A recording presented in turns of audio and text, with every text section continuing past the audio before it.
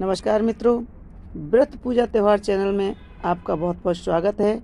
आज हम माघ मास की शुक्ल पक्ष की जया एकादशी का महात्म सुनेंगे। धर्मराज युधिष्ठिर बोले, हे भगवान, आपने माघ माह के कृष्ण पक्ष की छठ तिला एकादशी का अत्यंत सुंदर वर्णन किया है। अब कृपा कर माघ के शुक्ल पक्ष की एकादशी की कथा का वर्णन कीजिए। इस एकादशी का नाम, विधि और देवता क्या है और कौन सा है? श्री कृष्ण भगवान बोले, हे राजन, माघ माह की शुक्ल पक्ष की एकादशी का नाम जया है।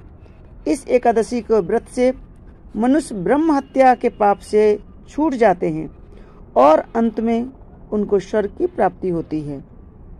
इस व्रत से मनुष्य को योनि अर्थात भूत, प्रेत, पिशाच आदि की योनि से छूट जाता है। अतः इस एकादशी के व्रत को विधि पूर्वक करना चाहिए। हे राजन, मैं एक पौराणिक कथा कहता हूँ, सो सुनो। एक समय इंद्रनाग लोक में अपनी इच्छा अनुसार अप्सराओं के साथ रमण कर रहा था। गंधर्व गान कर रहे थे। वहाँ गंधर्वों में प्रसिद्ध पुष्पवंत, उसकी लड़की चित्रसेन की स्त्री मलिन, ये सब थे। उस जगह मलिन का लड़का पुष्पवान और उसका लड़का माल्यवान भी था। उस समय पुष्पवती नामक एक गंधर्व स्त्री माल्यवान को देखकर मोहित हो गई और काम बाण से चलायमान होने लगी। उसने रूप, सौंदर्य, हाव भाव आदि द्वारा माल्यवान को बस में कर लिया। पुष्पवती के सौंदर्य को देखकर माल्यवान भी मोहित हो गया। अतः ये दोनों कामदेव के बस हो गए। परंतु फिर भी इंद्र के बुलाने पर नाच गाने के लिए जाना पड़ा और अप्सराओं के साथ गाना शुरू किया।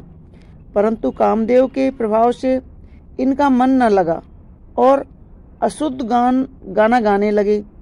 उनकी भाव भंगियों को देखकर इंद्र ने इनके प्रेम को समझ लिया और इसमें अपना अपमान समझकर इंद्र इन्हें श्राप दे दिया कि तुम स्त्री पुरुष के रूप में मृत्युलोक में जाकर पिशाच का रूप धारण करो और अपने कर्मों का फल भोगो।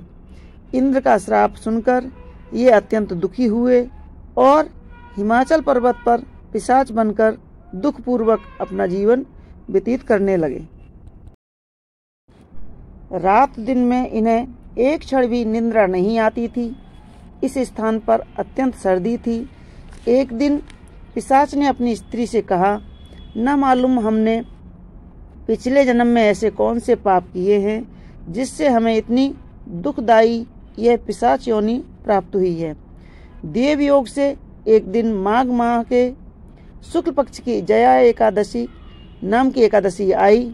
इस दिन दोनों ने कुछ भी भोजन न किया और न कोई पाप कर्म किया। इस दिन केवल फल फूल खाकर ही दिन व्यतीत किया और महान दुख के साथ पीपल के वृक्ष के नीचे बैठ गए। वह रात्रि इन दोनों ने एक दूसरे से चिपटकर बड़ी कठिनाई से के साथ काटी। सर्दी के कारण इनको रात्रि में नींद नहीं आई।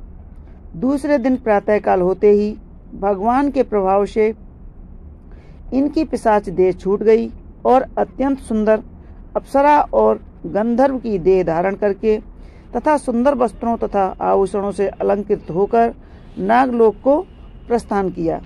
आकाश में देवगण तथा गंधर्व इनकी स्तुति तथा पुष्प वर्षा करने लगे। नागलोक में जाकर इन दोनों ने देवराज इंद्र को प्रणाम किया।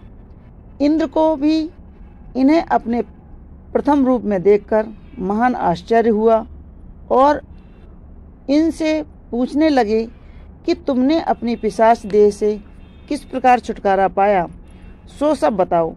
इस प्रकार माल्यवान बोले कि हे देवेंद्र, भगवान विष्णु के प्रभाव से तथा जया एकादशी के व्रत के पुण्य से हमारी पिशाच देह छूटी है।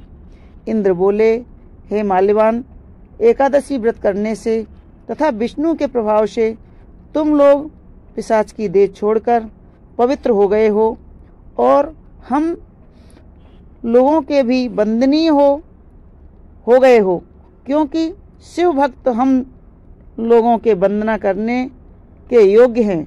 अतः आपको धन्य है, धन्य है, धन्य है। अब तुम पुष्पवती के साथ जाकर विहार करो।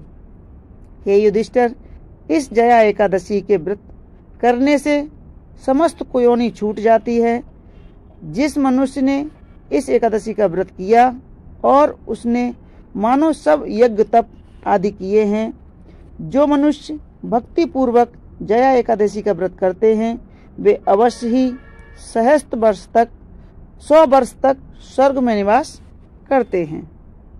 मित्रों, यह थी माघ मास के शुक्ल पक्ष की जया एकादशी की कथा। आपको हमारी कथाएं कैसी लगती हैं हमें कमेंट्स बॉक्स में ज़रूर लिखें और हमारे वीडियो को लाइक करें, शेयर करें और हमारे चैनल को सब्सक्राइब अवश्य कर लें। धन्यवाद। बोले विष्णु भगवान की जय।